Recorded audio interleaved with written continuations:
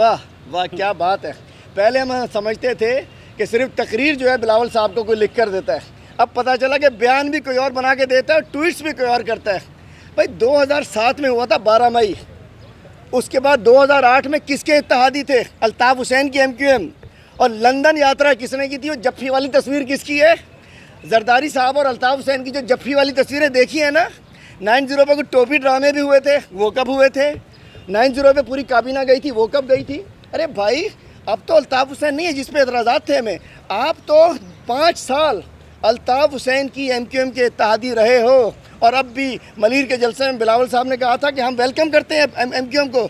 हमारे पास MQM पाकिस्तान हमारी इत्तेहादी है, और उनके साथ ही उनके नज़रियात अलग हैं, हमारे नज़रियात अलग हैं।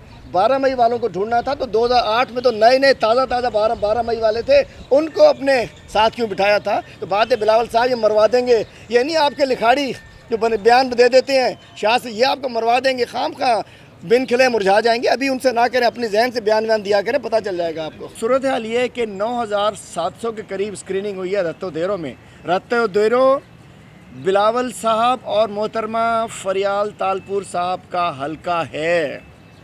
रत्तो देरो शहीद जुल्फ़कार अली भुट्टो और शहीद बेनज़ीर भुट्टो का हल्का है। उनके नाम पे वोट लिया और उनके वोटर को एड्स अदा कर दिया। और मैं कहता हूँ कि जब हम कहते थे तो इन्होंने नई मुहिम चलाई, और आज कल मैं वो सूरत हाल देख कर आया हूँ। सैकड़ों की तादाद में बच्चे जो हैं वो एड्स अदा हो चुके हैं। और क्यों? डॉक्टर घांगरो जिम्मेदार नहीं है सिर्फ, पूरे सिंध में तकरीबन 56,000 पूरे सिंध में 15,000 से ज़्यादा पॉजिटिव केसेस हैं। पंजाब में 84 हैं, बलूचिस्तान में 148 है। क्यों? उसकी वजह है। मैं आज वजह, लोग कहते हैं क्यों हो रहा है, आज मैं आपके थ्रू वजह बताना चाह रहा हूँ।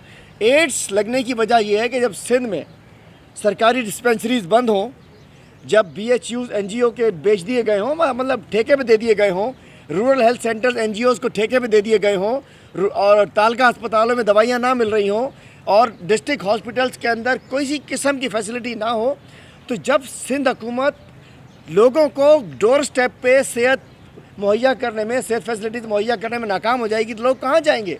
लोग जाएंगे जाली डॉक्टर्स के पास, अताइयों के पास। तो वो क्या करेगा? वो उसको फिर सिरिंज लगाएगा, सिरिंज पे, और जिसकी वजह से ये सब कुछ हो रहा है। इनके पास स्क्रीनिंग के लिए जगह मौजूद नहीं है, एमरजेंसी है, सैकड़ों में बच्चे एड्स ज़्यादा सामने आ रहे हैं। और कल रत्तो देरो का सेंटर बंद था, डॉक्टर साहिबान गए हुए थे।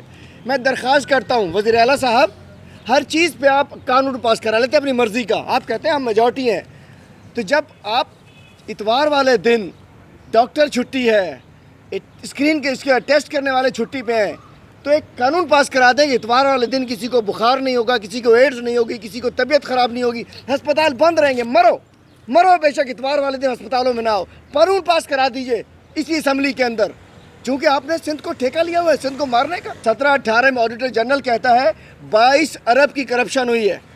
2017-18 में 22 अरब की करप्शन हुई है हेल्थ डिपार्टमेंट में। एड्स तो लगेगी, बीमारियां तो आएंगी, दवाइयां तो नहीं मिलेंगी, यही होगा ना फिर। 22 अरब की करप्शन है, जिसके अंदर 10 अरब कहाँ खर्च हुए पता ही नहीं है, 12 अरब तो गलत खर्च हुए, 10 अरब चले गए, फालूदे वाले के पास चले गए, रक्शे वाले के पास चले गए, ओमनी में चले गए, कहाँ चले गए बताओ तो सही।